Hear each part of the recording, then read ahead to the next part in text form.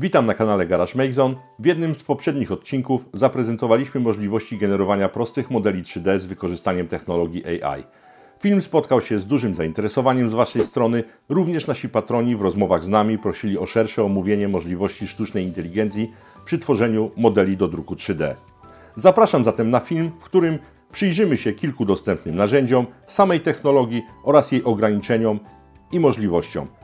Teraz klikacie jeszcze subskrypcję, dzwoneczek pod filmem i zaczynamy.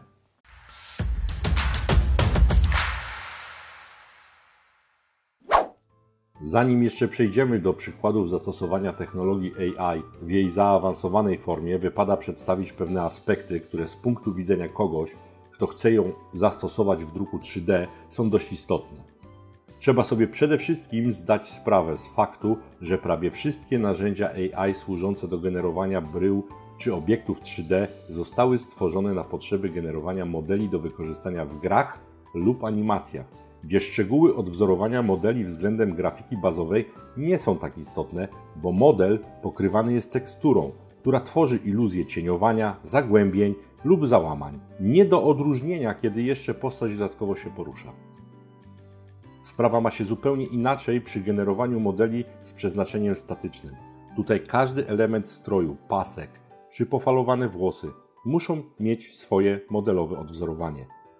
Narzędzia AI do zastosowania w grach czy animacjach można próbować stosować do tworzenia modeli pod druk 3D, jednak prawie zawsze będą one wymagały znajomości obsługi takich programów jak Blender lub 3ds Max, służących do modelowania. Wspominamy o nich, pokazując krótkie wstawki, aby uświadomić Wam, że takie narzędzia istnieją i że można próbować ich używać, np. do generowania elementów architektury czy infrastruktury do wykorzystania w makietach czy dioramach. Linki do tych narzędzi znajdziecie w opisie. Jeśli chcielibyście, byśmy szerzej omówili pracę z tymi programami, wystarczy dać znać w komentarzu pod filmem.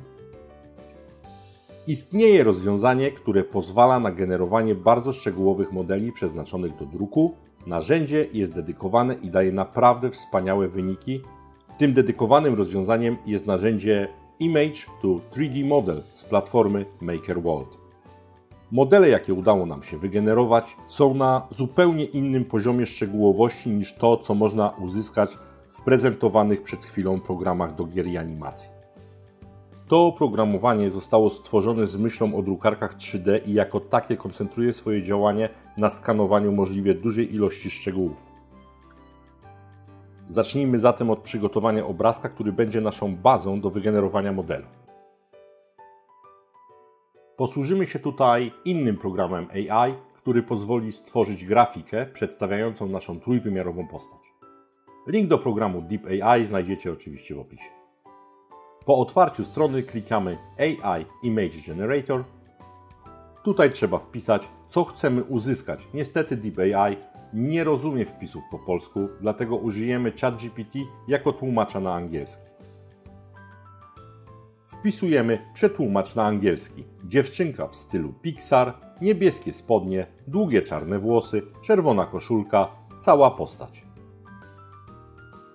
Kopiujemy wygenerowany angielski tekst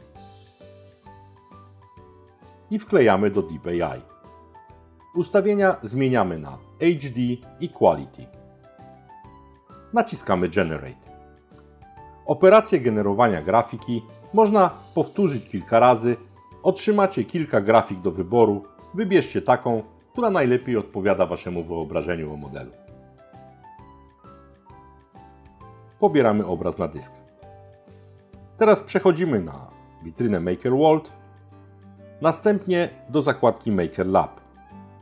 U dołu ekranu znajdują się projekty eksperymentalne. Wybieramy Image to 3D Model, czyli konwersję obrazka na model 3D.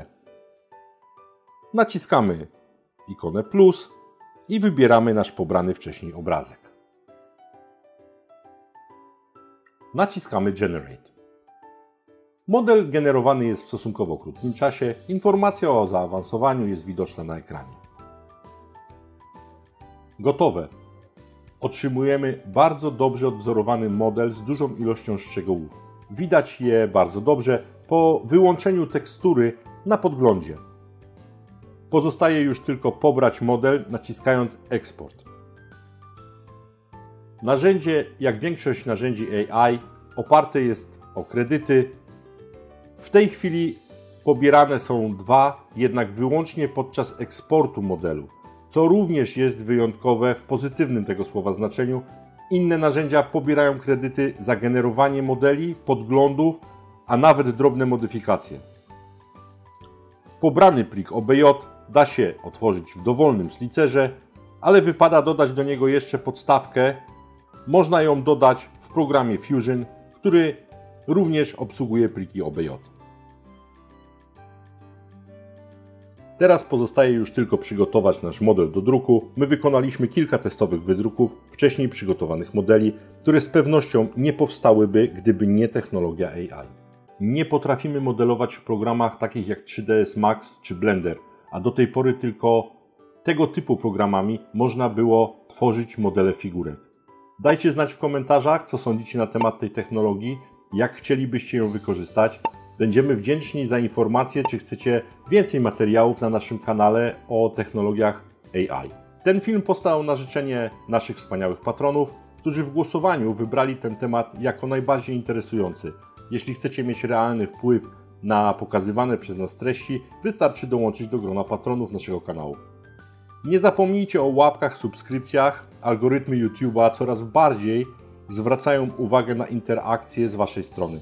Dlatego klikajcie linki, dzwonki, subskrypcje, pomagając w ten sposób rozwijać nasz kanał.